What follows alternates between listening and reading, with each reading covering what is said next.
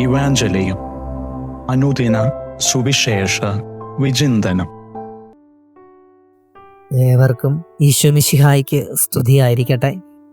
May 5 തിരുസഭാ മാതാവ് നമുക്ക് വിചിന്തനത്തിനായി നൽകുന്ന ധ്യാന വിഷയം വിശുദ്ധ യോഹന്നാൻ്റെ സുവിശേഷം 6 അധ്യായം 22 മുതൽ 29 വരെയുള്ള വാക്യങ്ങളാണ്. നശ്വരമായ അപ്പത്തിനപ്പുറം അനശ്വരമായ ഒരപ്പമുണ്ടെന്നും അത് കണ്ടെത്തുന്നവർക്ക് ആത്മീയമായ സംതൃപ്തി ഉണ്ടാകുമെന്നുള്ള ഓർമ്മപ്പെടുത്തലിലേക്കാണ് ക്രിസ്തു ഇന്ന് നമ്മെ ക്ഷണിക്കുക.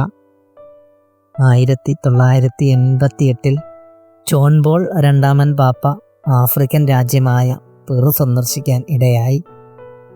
ജോൺ പോൾ മാർപ്പാപ്പയ്ക്ക് സ്വാഗതം ആശംസിച്ച ദമ്പതികൾ സ്വാഗത പ്രസംഗത്തിനിടയിൽ ആ രാജ്യത്തിൻ്റെ ദാരിദ്ര്യവും പട്ടിണിയുമെല്ലാം പാപ്പയുടെ ശ്രദ്ധയിൽ കൊണ്ടുവന്നു.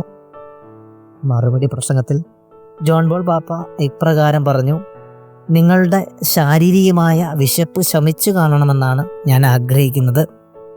എന്നാൽ ദൈവത്തിനു വേണ്ടിയുള്ള നിങ്ങളുടെ വിശപ്പ് ശമിക്കാതിരിക്കട്ടെ എന്നാണ് എൻ്റെ പ്രാർത്ഥന. ക്രിസ്തു 5 അപ്പത്തെ 5000 പേർക്കായി വീതിച്ചു നൽകി എന്ന അത്ഭുതം അറിഞ്ഞിട്ടാകണം ഏവരും ക്രിസ്തുവിനെ തേടി യാത്രയായത്. പക്ഷേ ആ ജനക്കൂട്ടത്തിന് ക്രിസ്തു നൽകുന്ന മറുപടി, നിങ്ങൾ നശ്വരമായ അപ്പത്തിന് വേണ്ടി അധ്വാനിക്കാതെ മനുഷ്യപുത്രൻ തരുന്ന നിത്യജീവൻ്റെ അപ്പത്തിന് വേണ്ടി അധ്വാനിക്കണമെന്നാണ്. നശ്വരമായ അപ്പത്തിന് ഒരുപക്ഷെ ഒരാളുടെ ഒരു നേരത്തെ ഭൗതികമായ ശരീരത്തിൻ്റെ വിശപ്പിനെ മാത്രമേ സംതൃപ്തമാക്കുവാൻ സാധിക്കുകയുള്ളൂ. എന്നാൽ ദൈവം നൽകുന്ന നിത്യജീവൻ്റെ അപ്പത്തിന് ഒരാളെ ഈ ലോകത്തും സ്വർഗലോകത്തും സംതൃപ്തനാക്കുവാൻ സാധിക്കുമെന്നുള്ളത് നമുക്ക് കണ്ടെത്തുവാനായിട്ട് സാധിക്കും. പഴയ നിയമത്തിൻ്റെ താളുകളിൽ ദൈവം നൽകുന്ന ഒരു നേരത്തെ അപ്പത്തിന് പോലും 40 രാവും 40 പകലും ഏലിയ പ്രവാചകനെ വഴി നടത്തി കർത്താവിൻ്റെ മലയായ ഹോറബിലെത്തിക്കുവാനായിട്ട് സാധിക്കുന്നു. അനശ്വരമായ മനുഷ്യപുത്രൻ നൽകുന്ന അപ്പം ഭക്ഷിച്ച് തൃപ്തരാകുന്നവർക്ക് അവരുടെ ജീവിതത്തിൽ ലഭിക്കുന്ന ഒരു ആത്മീയമായ സംതൃപ്തിയുണ്ട്. ഇന്നത്തെ 1-ാം വായനയിൽ നമുക്ക് കണ്ടെത്താനായി സാധിക്കും. അനശ്വരതയുടെ അപ്പമായ ക്രിസ്തുവിനെ കണ്ടെത്തിയ വിശുദ്ധ സ്റ്റെഫാനോസിനെ.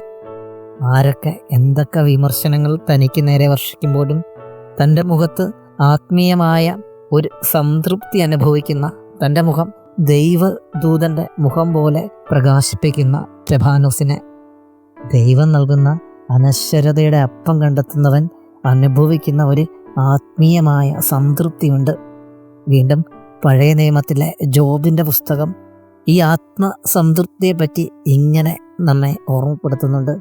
തൻ്റെ സമ്പത്തും ആടുമാടുകളും തനിക്കുള്ള സർവ്വവും നഷ്ടപ്പെട്ടു പോകുമ്പോഴും ശരീരം മുഴുവൻ വ്രണങ്ങൾ നിറഞ്ഞ് ചാക്കുടുത്ത് ചാരത്തിൽ കിടക്കുമ്പോഴും ജോബ് ഇപ്രകാരം പറയുന്നില്ലേ: എൻ്റെ ചർമ്മം അലിഞ്ഞില്ലാതെയായാലും എൻ്റെ അസ്ഥികൾ ദൈവത്തിൽ ആനന്ദിക്കുമെന്ന്.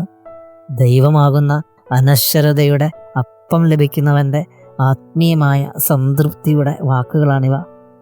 സുവിശേഷത്തിൽ നാം വീണ്ടും കാണും പോലെ നശ്വരമായ അപ്പത്തിന് ക്രിസ്തുവിനെ അന്വേഷിക്കുന്ന ആളുകളെ പോലെ ഈ ലോകം നൽകുന്ന നശ്വരമായ അപ്പകഷ്ണങ്ങൾക്കും ആവശ്യങ്ങൾക്കും വേണ്ടിയാണോ നമ്മളും ക്രിസ്തുവിനെ അന്വേഷിക്കുന്നത്?